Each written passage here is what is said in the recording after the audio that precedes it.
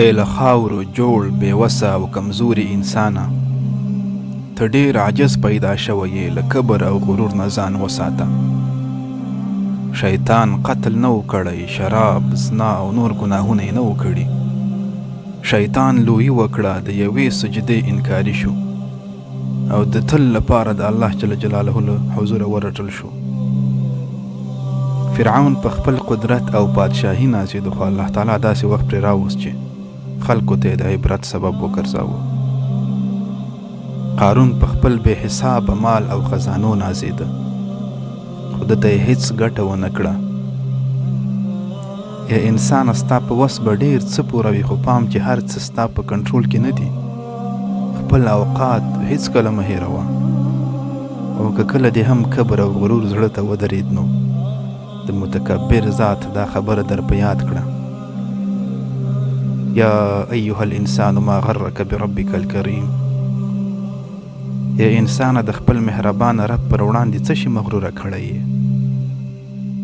دې دنیا ته لوڅ او بربڼ راغلی یې، او دا نړۍ بل یو کفن سره بیرته پرېږدي. کله چې پیدا شوې ډېر ناتوانه وې، رالوی شوې، ژوند دې وکړه، او په خپل وخت به همداسې ناتوانه او کمزوری بیرته درومې. کله دې چې دې نړۍ ته سترګې پرانیستلې، هېڅ هم نه و در سره، او چې کله ځې هم خالی لاس به ځې.